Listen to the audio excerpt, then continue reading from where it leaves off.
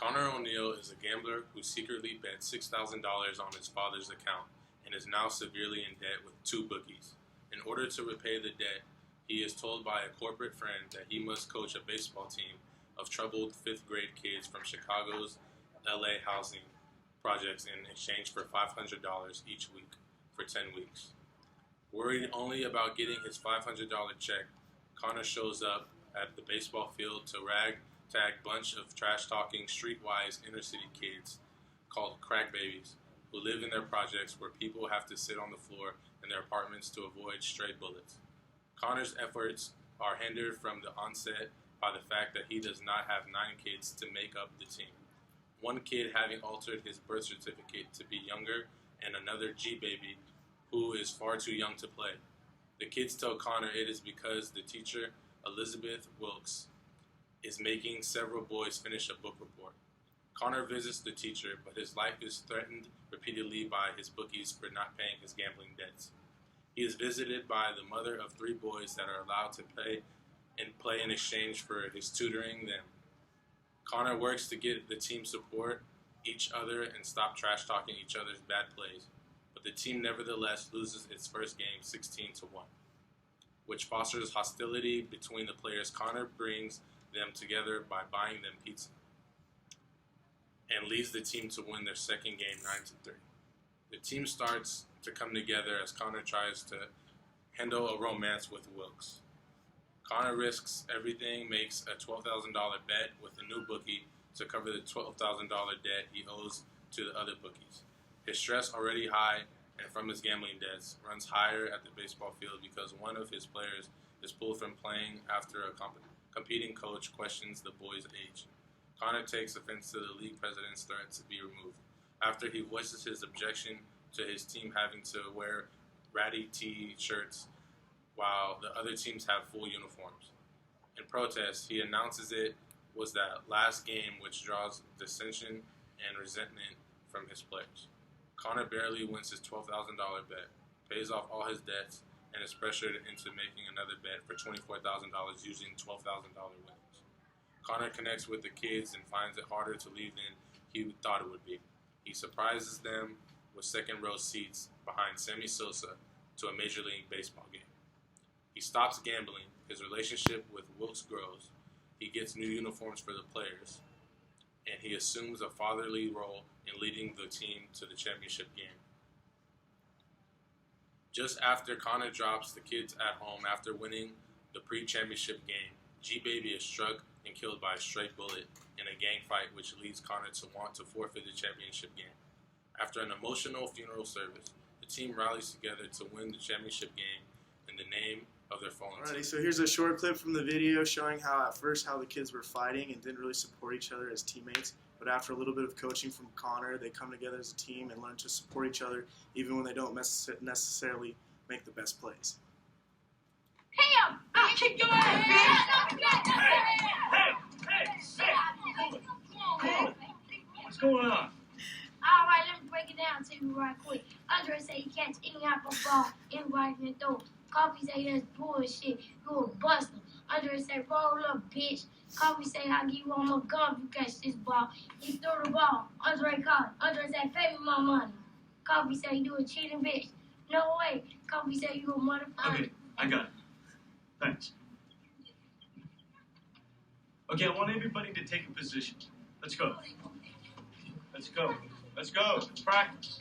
Take me out to the ball game. Spin no small Damn, man. change. Look, just like my girlfriend. People in the crowd, man, I like big things. Take me out to the ball game. Spin no small change. Now show me. Like this, Andre. People in the crowd, Jackass. man, I like big things. Take me out Good ball. to the ball game. Spin no small change. Now show me. What happened? Kobe just jumped out of the way like a baby. Why is everyone so quiet? What's up, Kofi? You scared of the ball? New rule! No one can say anything bad to anyone else on the field. Got it?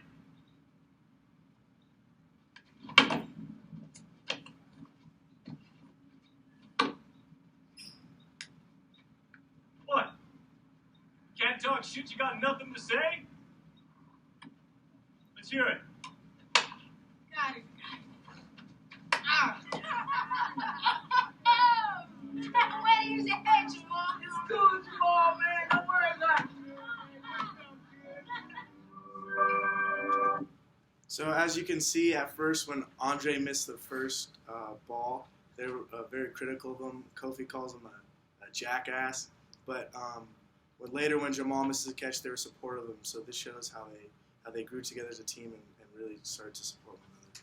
All right, and then this clip shows a major turning point in the movie. It also demonstrates what the kids go through on a day-to-day basis. For example, they don't have anyone to take them home from practice, so Connor takes on that responsibility as their coach.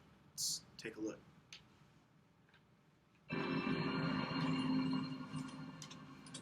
All right. Wednesday night practice. Thanks for the uniform, Coach. Thanks. All right. See you guys later.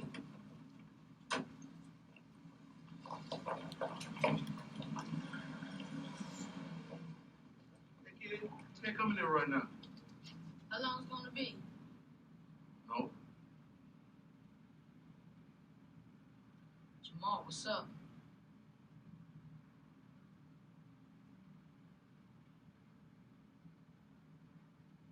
Why can't we go in right now? Waiting to catch somebody inside. What we gonna do? Come on.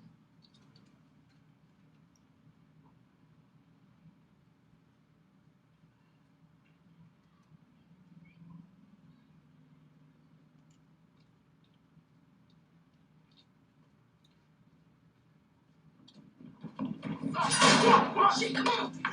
Oh, come on, Rambo. What? That's fast, man.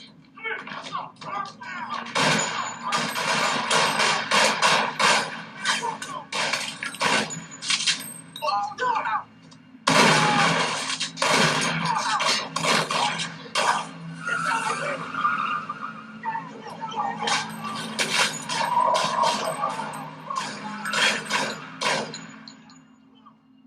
It's alright.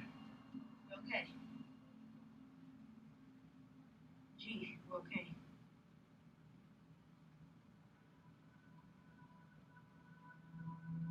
G, come on. Get up, G, come on. Come on, G. What?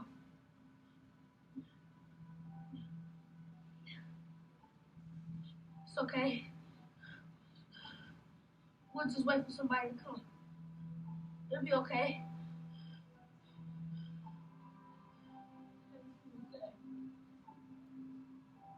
So that clip clearly demonstrates that the kids have much more to worry about than just wins and losses on the baseball diamond. Jamal was on the team, but he didn't stay true to the team and got involved with the wrong type of people. But this goes to show that even if they stay true to the team and did the right thing, that they still can't avoid all the violence that they grew up with. So the character I want to focus on is Connor. So he initially got into coaching the team simply to pay off gambling debts. And he was continuing this gambling and while he was coaching, and it was just going down a bad road. But eventually, as he got to know the kids and see what they were going through, he started to use the gambling money for them for good reasons. And eventually, he stops it altogether. He uses this money to buy them jerseys because they couldn't afford jerseys. He takes them to their first MLB baseball game where they sit behind Sammy Sosa. And he really teaches them what character is. He drives them to practice. He picks them up from practice.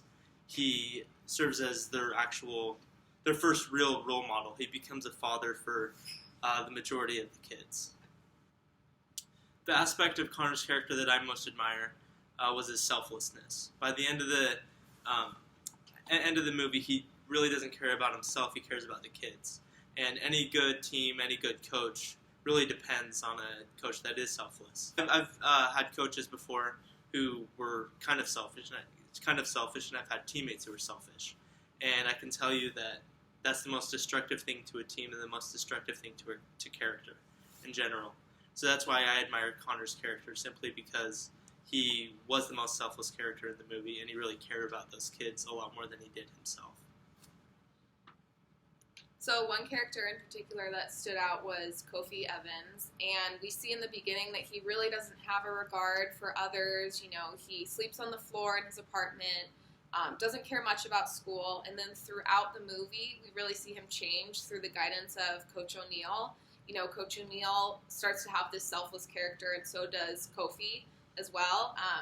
There's a rule implemented that they have to do well in school in order to participate in baseball, so this gives him kind of a drive and motivation to do well because he wants to play on his team and he wants to help his teammates out. And we even see that, you know, here at USD, a lot of teams, they have to perform well in academics in order to have the eligibility to play. So we really become reliant on other teammates to do well because we could have a star player who flunks a test, and, you know, that jeopardizes the whole team.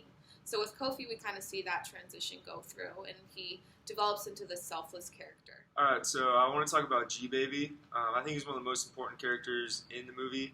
He kind of serves as a glue between the team and the coach in the surrounding environment. So G-Baby is actually 3 years too young to actually be playing, and at first he wasn't allowed to play. But the other coaches saw his size, and Connor came in and fought for him to be able to play with his older brother. They saw this as a means of getting him off the street, so that he didn't have to go home or do anything in the streets when he could be on the baseball diamond. At one point, G-Baby does get shot, and he does die, and the team almost didn't play the championship game, but they realized that G-Baby would have wanted them to play, and they kind of rallied behind that.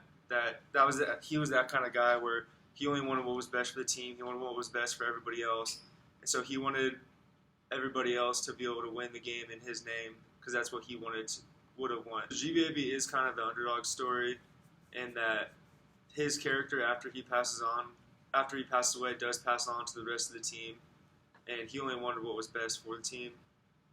This is a good example of how their character shows that their team and that their compassion for each other goes beyond just the game of baseball. It goes home, it goes in the streets, it goes to protecting each other. And you can even see in the clip before where all they want to do is just look out for each other and protect each other as much as they can due to their circumstances.